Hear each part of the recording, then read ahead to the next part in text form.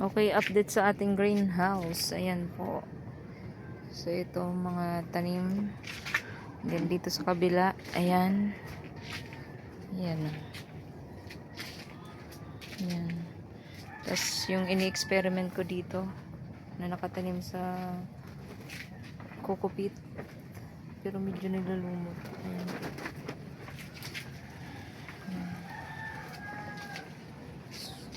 Ayan o. Kabilaan. Yan po.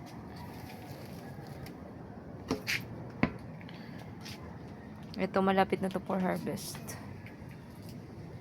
Tapos dito bakante kasi na harvestan na namin. Inaayos ko lang yung ibang grow box kaya wala ditong grow box na nakalagay. Yan yung mga pinag-harvestan na latest. Yan. Yan po. So, para hindi masayang yung space dito, naglagay ako ng 6 na cups. Yan. Para ma-maximize natin ang space ng greenhouse. So, ang size ng greenhouse natin is 7 by 3. Ay, 6 by 3 pala. I mean. So, yung length niya is 6 meters, then 3 meters yung width. So, ang kasya ditong box is 24. Yan. 12 dito sa kabila. Then, another 12 dito naman sa kabila. Yan po. Tapos, I'm planning na magpalagay ng PVC dyan sa wall. So, kinumpute ko na. Isang mahaba. Basta, ang length ganito rin. So, aabutin siya ng, pwede ako maglagay ng 45 cups sa isang line lang. So, kung kabilaan, 90 cups siya, di ba? So, yun. Sana magka-budget. Additional natin project sa ating greenhouse. Yun po. Kailangan natin magsumikap. Yan. So, eto for harvest to. Nilalagyan ko lang ng label. Ito yung bagong transplant ko. Siguro may nakapasok ditong ibon, no? May balahibo pa. So, yan. Eto, September 19. Pero, pwede ko siyang i-harvest ng mas early. Ng 5 to 10 days. Ayun. Depende sa panahon. So, pag mainit ang panahon, of course, mas mabilis lumaki yung mga lettuce natin. Ayan po. So, ito, 12 to 17. Pwede yan i-harvest. Yan, no. Yan, yung kasama niya. So, by batch, nasa 51 yung batch nito. Ito naman, nasa 60. Tama ba? 60. Ayun. Kasi, apat siya.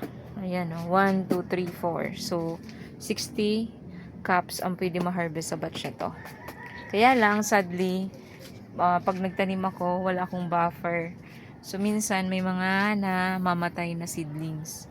So, like ng ganito, kulang na siya ng isa. Kasi namatayan ako ng isang seedling. So, bali, 59 lang yung pwede ko i-harvest sa batch na to. Pero ang kagandahan nung nagka-greenhouse ako, naiwasan ko na yung parang 30 days or 20 days biglang may namamatay. So, hindi ko na yun luckily, hindi ko na yun na-experience ngayon. Kasi noon, nang wala pa akong greenhouse, nararanasan ko yun. Bigla na lang hindi namatay. Ngayon, ang na-experience ko, ipakita ko sa inyo. May nababansot. Ayan. So, hindi natin maiwasan yan. Sa isang box, ayan, may nababansot.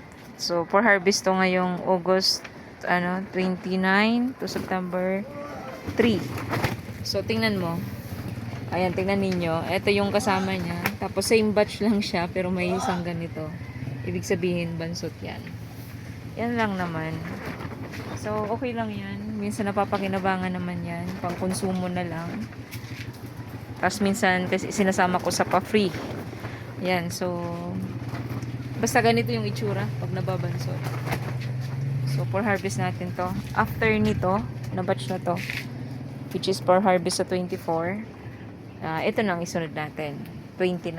Ayan. Every, 5 days interval, may harvest tayo.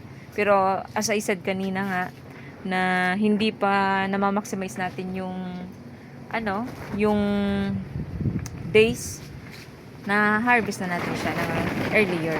okay, lalo na pag malalaki na talaga. So, I guess that's all. So, thank you for watching. So, this is my greenhouse with lettuce.